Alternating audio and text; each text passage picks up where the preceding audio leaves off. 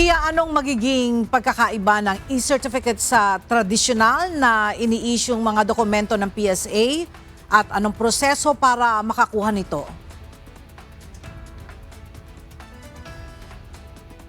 Magandang tanghali, Ella. 100% digitalized na itong mga e-certificate at ikukumpara natin doon sa traditional na physical na papel na tumatagal ng halos 1 linggo hanggang 2 linggong paghihintay para ma-deliver.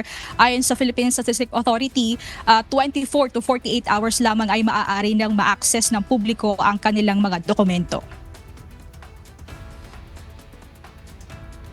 Bunsod ng lumalaking demand sa mga eskwelahan, kumpanya, bangko at insurance firms at para na rin sa target na paperless transaction, nag-shift na sa digitalized service ang application sa lahat ng civil registry documents ng Philippine Statistics Authority.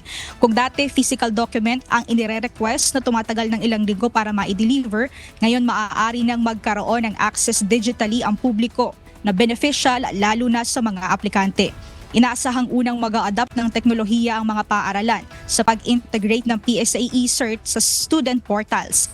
Maaari nang mag-finalize ang student list ng mas maaga dahil mawawala na ang logistical burden ng physical documents.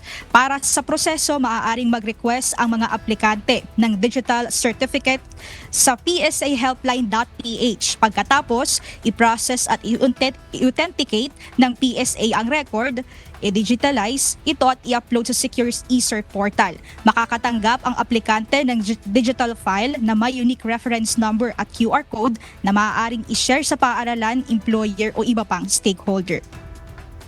Ella, tiniyak din ng PSA na 100% secure ito at tamper-proof dahil din sa multi-layer authentication. Kaya naman ngayong araw maaari na, dahil binuksan na ito ng PSA ngayong araw, inilunsad na maaari nang mag-apply ang publiko para sa kanilang digitalized e-certificate. At yan muna ang update mula dito sa Quezon City. Balik sa iyo, Ella.